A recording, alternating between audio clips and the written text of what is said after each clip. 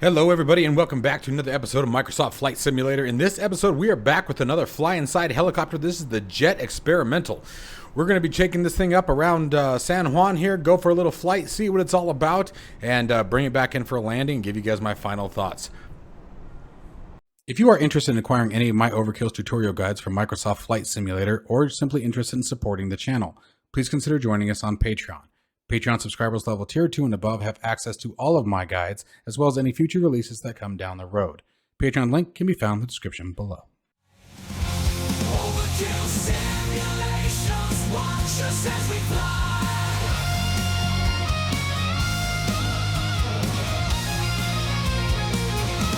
Overkill simulations, the thrill will never die.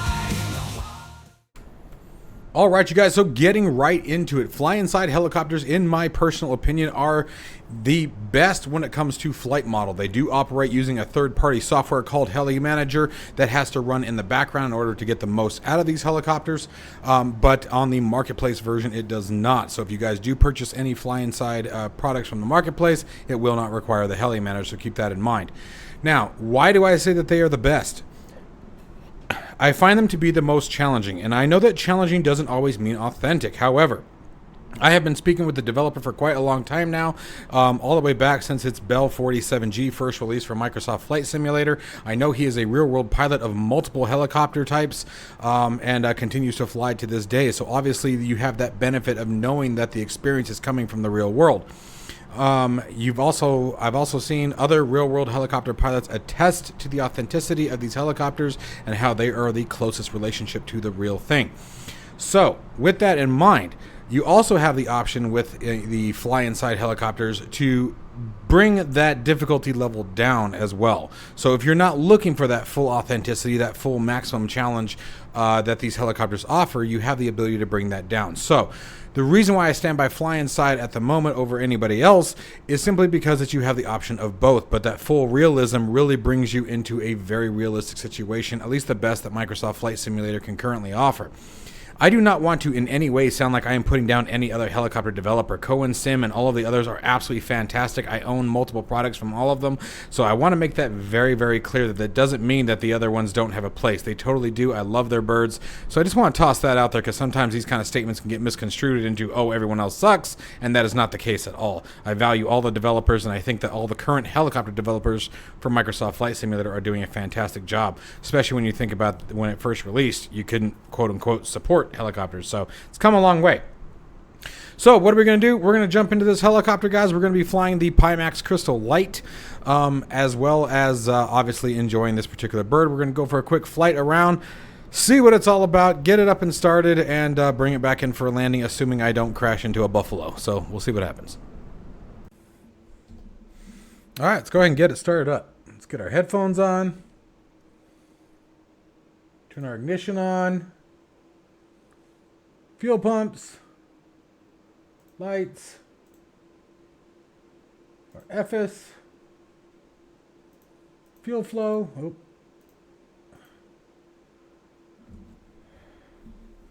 throttle secured, start switch.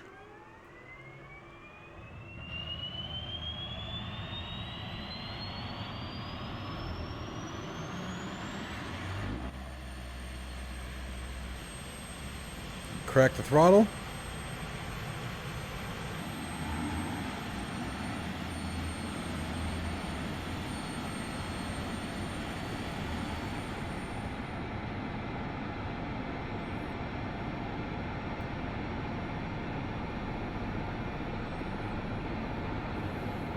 Slowly rolling that throttle to max.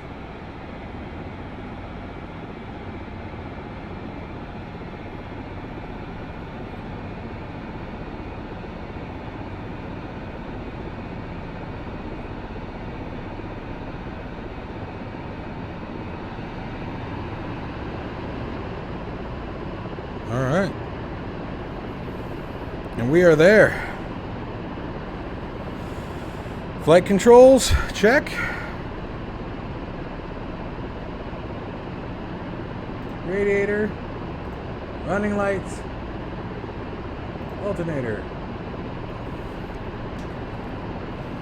Let's fly. See what we're in for here.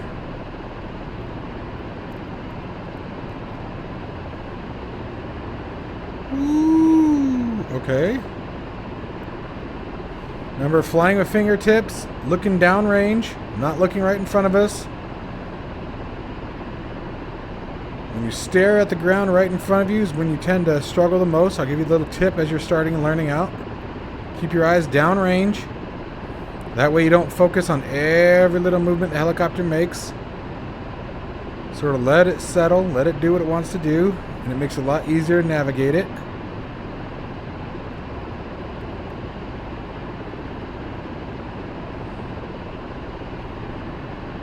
Fingertips only. Fingertips only. Gentle corrections. Any correction you put into the helicopter, you want to make sure you take back out. So if you bank it to the right to correct, you want to make sure you come back to the left for a second to recenter.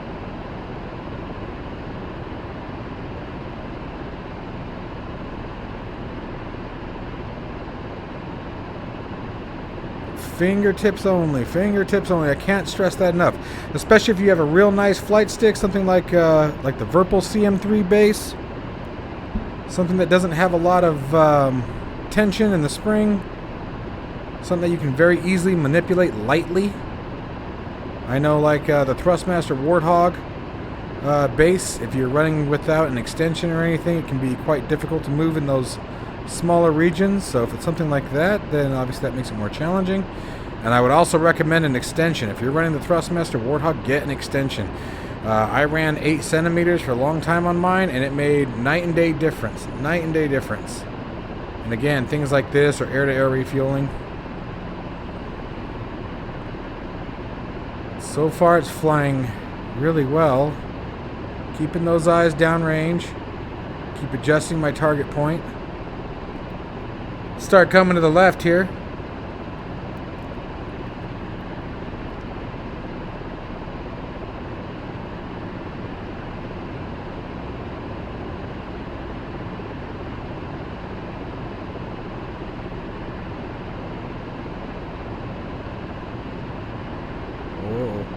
Uh-oh. Uh-oh. Uh-oh. Hey. Hey. Stop it. Ah, here we go. Now we're losing it. Got too much. Got too much.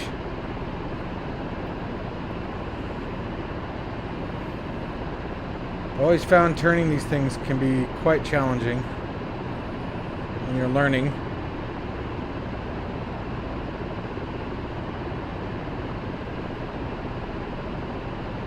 Difficulty level again set on maximum.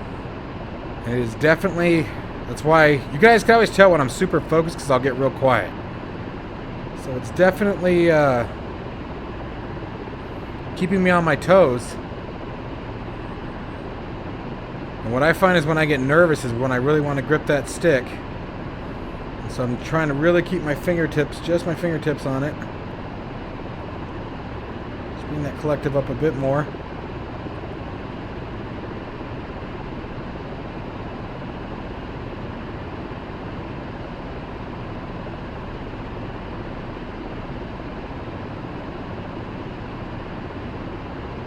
Quite a bit of oscillation there. It's kind of odd. I'm off the anti-torque pedal.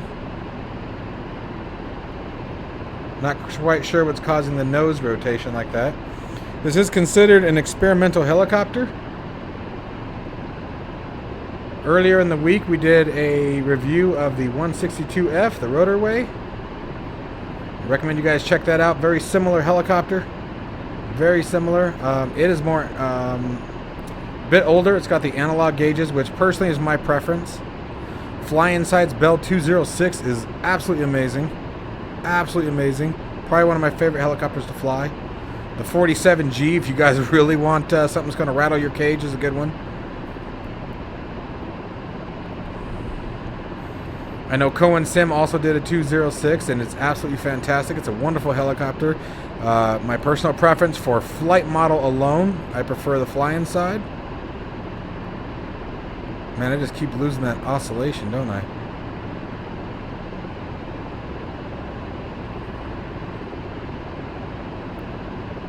I have found the FlyInside to be the least forgiving of helicopters in the aspect that you really got to pay attention, take your time. Where the other developers of helicopters, you can usually do something stupid and come out all right. I have found the FlyInside helicopters will kill me the fastest.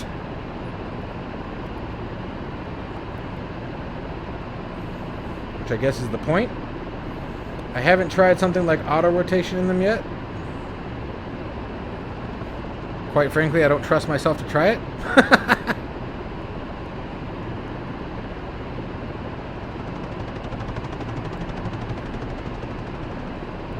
The sounds, as you guys can hear, are wonderful in this little helicopter.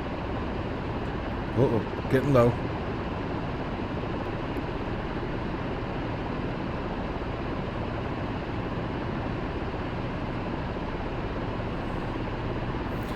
Coordinating the nose, I'm finding to be very sluggish, and I don't know what's causing that or why.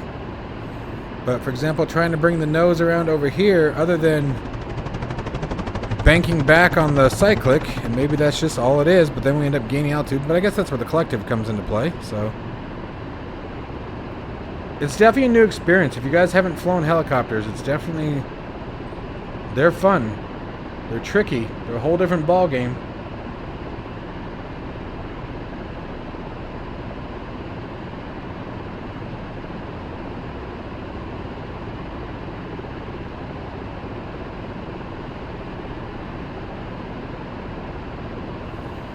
Bring it around here. Right now I've just got my thumb and index finger on the cyclic. I cannot stress that enough, you guys.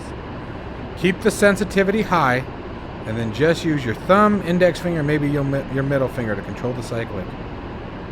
It'll make a world of difference. It'll feel weird at first. You'll be like, no, this isn't right. I want to grip it. But the stronger grip you put on the cyclic, the more you're going to find yourself out of control in a helicopter, especially when you're learning. Keep it soft, keep it gentle.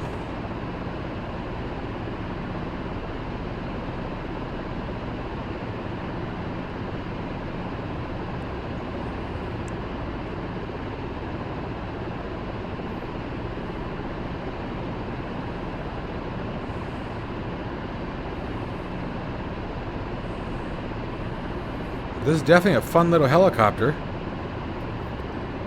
Reminds me very much so of the 162 that we reviewed last week, earlier in the week. I would say from a buyer's standpoint, I would compare them very identically to each other, in my personal opinion. For simulation's sake, I would say that, to be completely honest, I probably would not buy one versus the other. I would, one and the other. I would probably buy one or the other. In my personal opinion, I would stick with the 162 Foxtrot. I really enjoyed that little helicopter the other day. This one is very, very similar in my feel of it, at least so far. I think I just prefer the 162 because it has the analog cockpit. I'm not a big fan of glass cockpits, as you guys know if you've been watching my channel for a while. Whoa, we're losing it again. So that'd be my preference. And again, FlyInside'S 206, in my opinion, is absolutely phenomenal.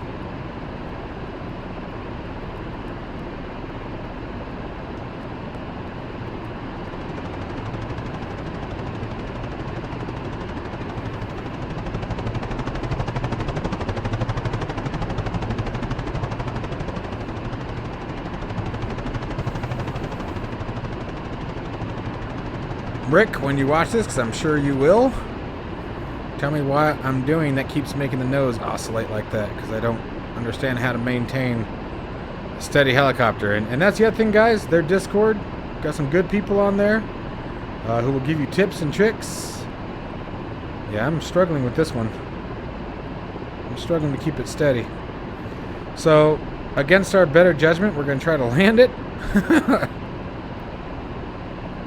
No promises on that, especially with the way I'm currently flying it like an idiot.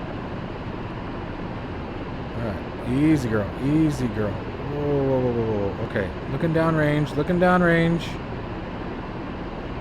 That's still all over the place. I don't know what this oscillation is about.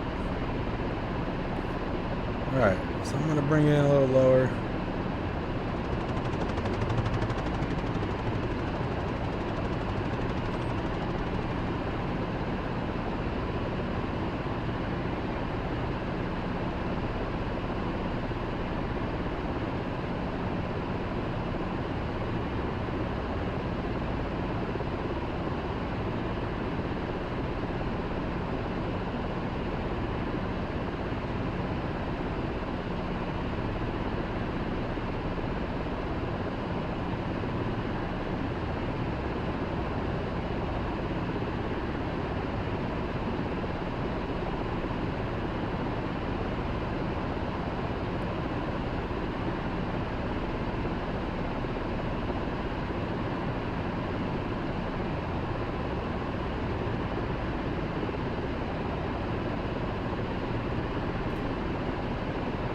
No, no, no, no, no, no, no, no, no, no, we were doing so good. Why? Why would you do that to me, girl? I thought we had a good thing going there. We were going to do dinner, go see a movie. Come on. Yeah, see, that sounds better, right? Come on. We'll go see a movie together. Come on. Come on, let's just wrap up our day. Come on, come back over. It's not where we belong, girl.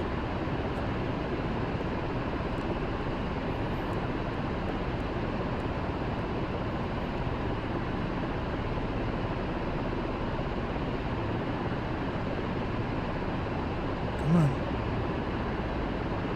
Come on.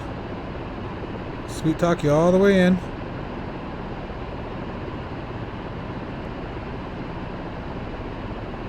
Oh, little skid there, but not bad. I'll take it. Oh, mercy. So, guys, again, this is the FlyInside Jet Experimental. Really recommend either one of these helicopters. It really doesn't matter, in my personal opinion, when it comes to FlyInside. As I've stated, you guys have probably got the gist of the video, so I won't go on another tangent about it. But if you're looking for a really authentic experience, I have taken 2 helicopter flights ever in my life, so obviously limited experience, limited, you know, being a part of that environment. But I've heard multiple real-world helicopter pilots attest to their authenticity and as best Microsoft Flight Simulator can provide. As well as, again, the developer's a real-world helicopter pilot with thousands of hours himself, so obviously that comes into some situation there where it offers some credibility. So anyways, guys, again, FlyInside, check out their website. I'll have a link to it down in the description below. Pick any of their helicopters, and I promise you won't be disappointed. Absolutely fun and wonderful experience. As always, guys, stay safe and healthy. I'll see you in the next one.